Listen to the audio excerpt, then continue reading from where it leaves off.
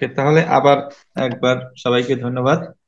আমরা এখন আলোচনা করতেছি হচ্ছে অধ্যায় 3, কর্পোরেট ট্যাক্স প্ল্যানিং। অধ্যায় 3, এটা হচ্ছে কর্পোরেট করের ফলাফল সমূহ। এই অধ্যায়ে বিভিন্ন ধরনের অঙ্ক আছে, তার মধ্যে এইটা এক টাইপের অঙ্ক।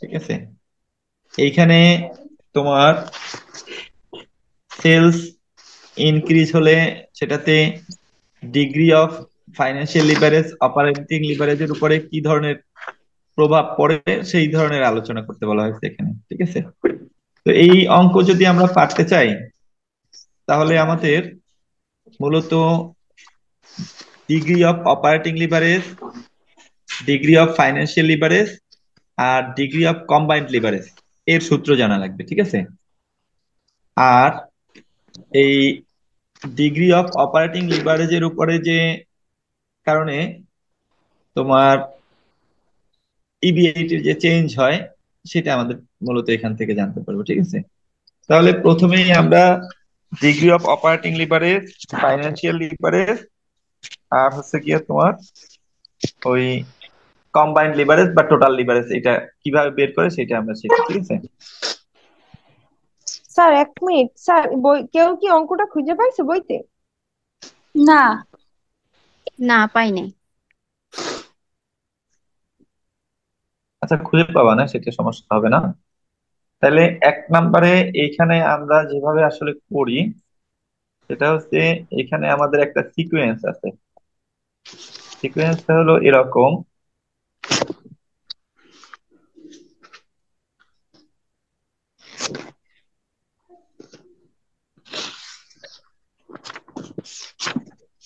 মানে হচ্ছে সেলস প্রথমে, সবার আগে হচ্ছে সেলস।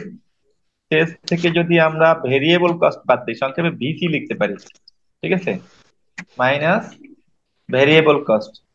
তাহলে সেলস থেকে যদি আমরা ভেরিয়েবল কস্ট বাদ দেই তাহলে পাই হচ্ছে সিএম মানে কন্ট্রিবিউশন মার্জিন।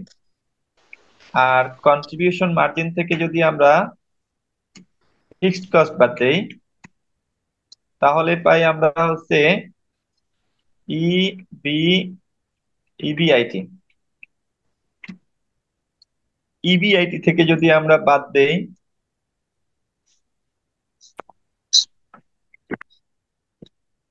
ইবিআইটি থেকে যদি বাদ দেই ইন্টারেস্ট, তাহলে পাই হচ্ছে ইবিটি।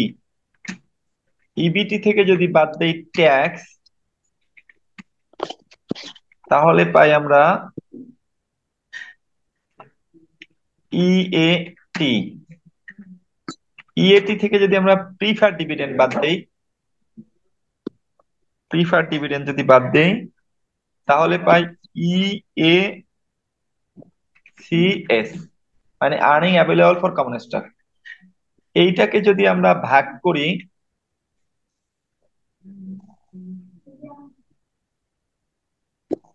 এইটাকে যদি আমরা ভাগ করি নাম্বার অফ শেয়ার দিয়া,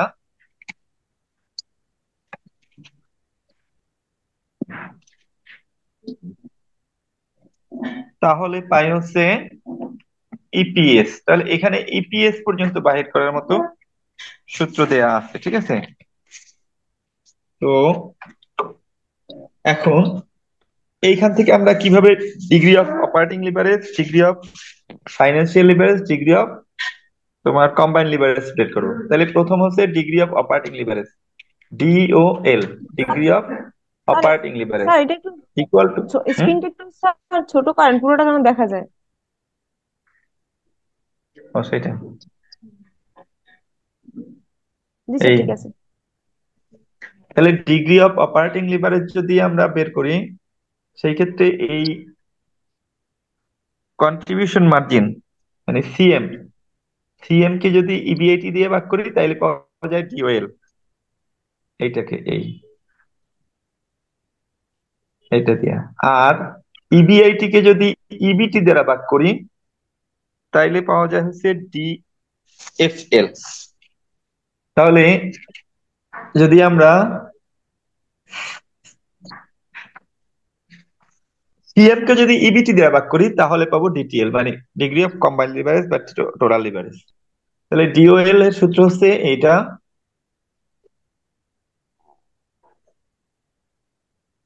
উপরে হচ্ছে সিএম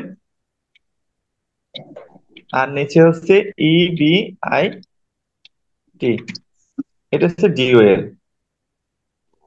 এবারে আসো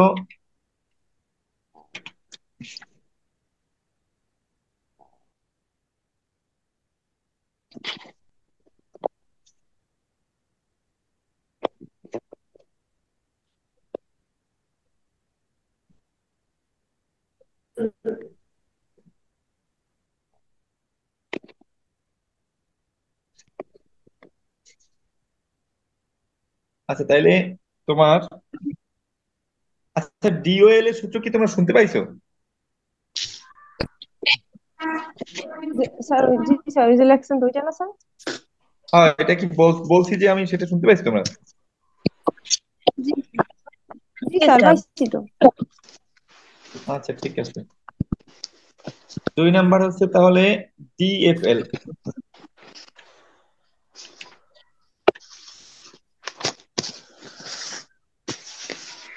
ডিএফএল এর সূত্র হচ্ছে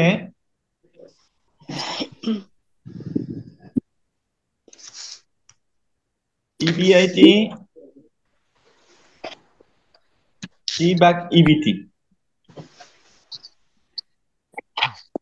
আচ্ছা, আর 3 নাম্বার সূত্র হচ্ছে ডিসিএল বা কম্বাইন্ড লিভারেজ। তাহলে কম্বাইন্ড লিভারেজের সূত্র হলো,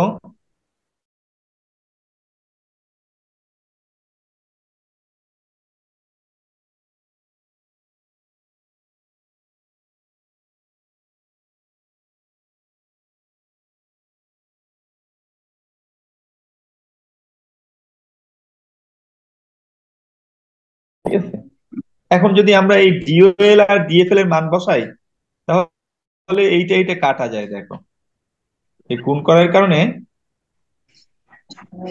এই দুইটা কাটা যায়। 1 নাম্বার হচ্ছে এই ইবিআইটি আর এই ইবিআইটি কাটা যায়, তাহলে উপরে থাকে সিএম আর নিচে থাকে হচ্ছে ইবিটি। তাহলে কম্বাইন লিভারেজের সূত্রটা আমরা এইভাবে লিখতে পারি যে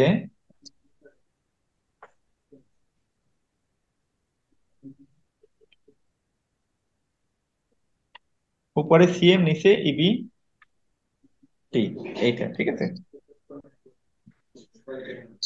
এখন যদি এই সেলস বৃদ্ধি পায়, তাহলে মূলত ইবিআইটি বৃদ্ধি পাবে, এটাই মূলত ইম্প্যাক্ট, ওই যে তোমার লিভারেজের ইম্প্যাক্ট অন প্রফিট। ঠিক আছে, তার মানে ইবিআইটি যেই হারে তোমার সেলস বৃদ্ধি পাবে, সেই হারকে যদি আমরা ডিগ্রি অফ অপারেটিং লিভারেজ দিয়ে গুণ করি, তাহলে ইবিআইটির ইনক্রিজ পাবো। এটাই মূলত ইম্প্যাক্ট।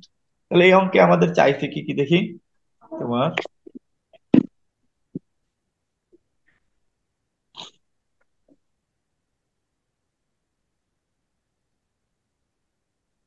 1 নম্বরে বলছে the capital source of ABC limited, অঙ্কে যেটা বলছে is composed of common stock capital 1,01,000 share ছিল 100 টাকা করে, 50% ডিবেঞ্চার ছিল 2 লাখ টাকা, কর্পোরেট ট্যাক্স 25%, প্রিফার স্টক নাই।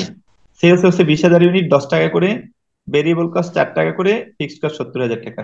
বলছে what is the degree of operating leverage, financial leverage and total leverage. DOL DFL এবং ডিসিএল চাইছে, সেই হিসেবে আমাদের টেবিল করতে হবে। আর পরবর্তীতে বলছে যে what will be the impact of increasing sales by 30% and 50%। ও এই ক্ষেত্রে তোমার এই 30% সেলস বৃদ্ধি করলে এবং 50% বৃদ্ধি করলে তাহলে বা কি ধরনের ইম্প্যাক্ট পড়বে। এইখানে অবশ্য সেটা দেখাই দিছে, একদম পুরো ইম্প্যাক্ট দেখাই দিয়েছে সেলস এর উপরে। যদি ওরকম চায় না, শুধু এই 30% 50%-এ কি ধরনের ইম্প্যাক্ট হবে, সেটা ইবিআইটির উপরে কি ইম্প্যাক্ট হবে সেটা দেখালে হতো। এখানে পুরোটাই দেখাই দিছে। তাহলে পুরোটা দেখালে আমরা দেখি আহ এখানে কিভাবে করা হয়েছে। ঠিক আছে, তো সেলস যদি আমাদের আহ প্রথমে 20,000 ইউনিট হয়, তাহলে 20,000 ইউনিট কয় টাকা করে সেলস ছিল? 10 টাকা করে। এখানে অবশ্য ভুল লেখছে, এট দ্য রেট অফ টাকা 100 লিখছে 10 টাকা করে, তাহলে 20,000 ইউনিট 10 টাকা করে হলে 2 লাখ। আর যদি 30% বৃদ্ধি পায় তাহলে হবে 26,000 ইউনিট, 2,60,000 টাকা। 50% ইনক্রিজ হলে হবে 30,000 ইউনিট, 3 লাখ টাকা। আর ভেরিয়েবল কস্ট 4 টাকা করে, 20,000 গুণ 4, 26,000 গুণ 4, 30,000 গুণ 4। তাহলে সিএম তাও হচ্ছে 1,42,000, 1,56,000, 1,80,000। ফিক্সড কস্ট হচ্ছে সব ক্ষেত্রেই 70,000। তাহলে ইবিআইটি পাওয়া যায় 50,000, 86,000, 1,10,000। ইন্টারেস্ট সকল ক্ষেত্রে 30,000, ওই যে দেয়া ছিল উপরে, 2 লাখের 15%, 30,000, 30,000। ইবিটি আসছে 20,000, 56,000, 80,000। ট্যাক্স 25%, তাতে 5,000, 14,000, 20,000। ইএটি থাকে 15,000, 42,000, 60,000। যেহেতু প্রিফার ডিভিডেন্ড নাই, ইএটি হচ্ছে ইএসিএস, নাম্বার অফ শেয়ার 1,000 দিয়ে ভাগ করলে আমাদের প্রতি ক্ষেত্রে 15 টাকা, 42 টাকা, 60 টাকা পাওয়া যায় ইপিএস। এখন তাহলে ডিগ্রি অফ অপারেটিং লিভারেজ এই আমাদের প্রেজেন্ট ডাটা দিয়ে করবো আর কি। তাহলে প্রেজেন্ট ডাটায় সিএম হচ্ছে 1,20,000 আর ইবিআইটি 50,000, তাহলে ডিওএল হচ্ছে তোমার 2.4 টাইমস। আর ডিএফএল হচ্ছে ইবিআইটি ভাগ, মানে 50,000 ভাগ হচ্ছে 20,000, তাতে তাতে হয় 2.5 টাইমস। আর ডিসিএল এইটা আর এটা গুণ করলেই হবে, 2.40 ইন্টু 2.50 কত আছে দেখো, 6 টাইমস হয়। 2.40 ইন্টু 2.50। জি স্যার। আচ্ছা, এবারে ইম্প্যাক্ট অফ ডিওএল অন ইবিআইটি। তাহলে যদি 30% আমাদের বৃদ্ধি পায় সেই ক্ষেত্রে কি ইম্প্যাক্ট হয়, আর 50% বৃদ্ধি পাইলে কি ইম্প্যাক্ট হয়।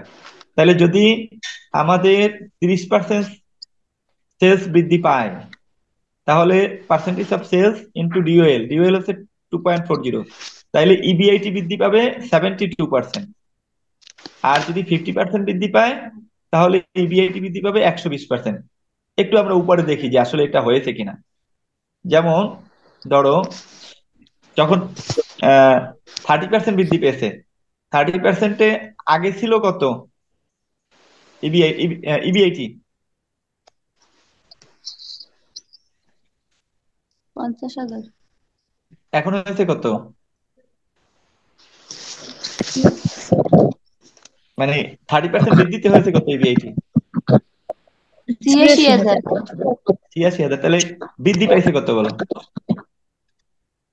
36,000। 36,000-এ 50,000 দিয়ে ভাগ করে দেখো 72% পাওয়া যায় কিনা।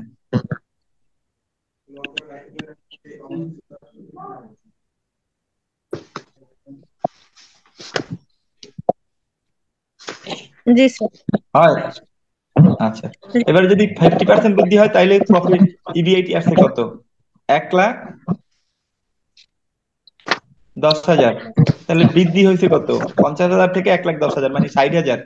60,000-এ 50,000 দিয়ে ভাগ করো কত পার্সেন্ট হয়,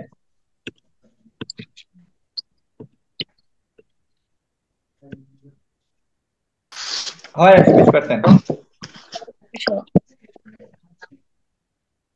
হুম। জি স্যার, 120 হয়েছে।